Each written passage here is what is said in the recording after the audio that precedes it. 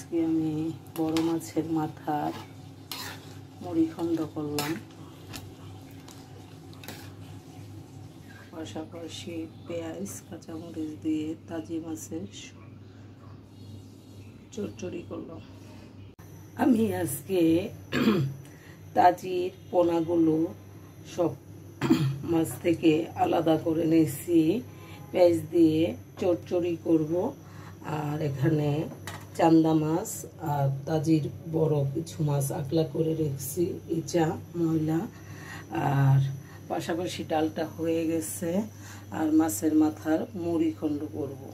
তাহলে আমি মাছগুলো ভালোভাবে ধুয়ে নিই, সাথে থাকেন।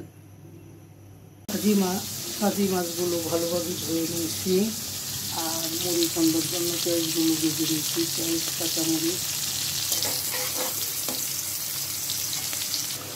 মুড়িখণ্ডর মশলাটা কষানো হতে হতে আমি তাজি পেঁয়াজ কুচি কাঁচামরিচ কুচি দিয়ে মাখিয়ে নিচ্ছি।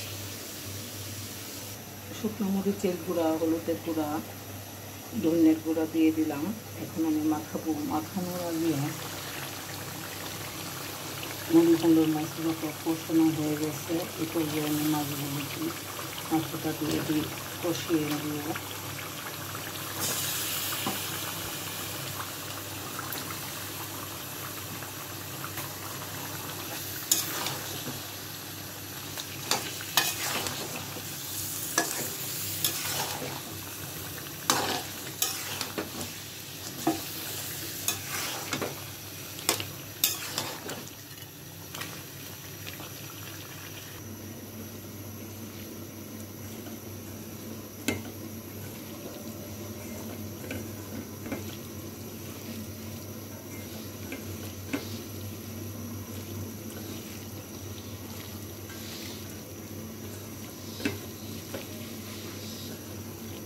মাখানো হয়ে গেল, অল্প একটু পানি দিয়ে দিলাম।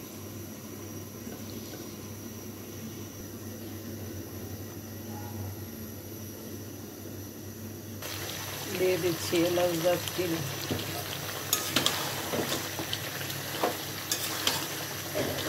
মাছটা কষানো হয়ে গেছে, এখন আমি জল দিয়ে দিচ্ছি।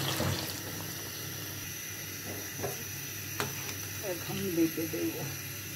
তাজি মাছের চচ্চড়িটা আমার হয়ে গেছে।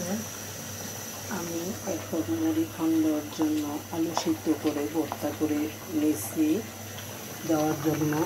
আর যেহেতু এখানে শুধু মাছ, আলু ভর্তাটা দিয়ে দিলাম।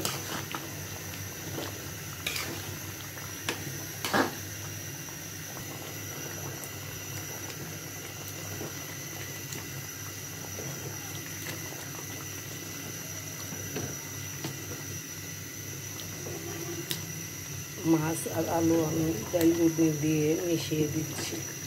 তাজির শুটকি আর বড় মাছের মুড়িখণ্ড। ধন্যবাদ।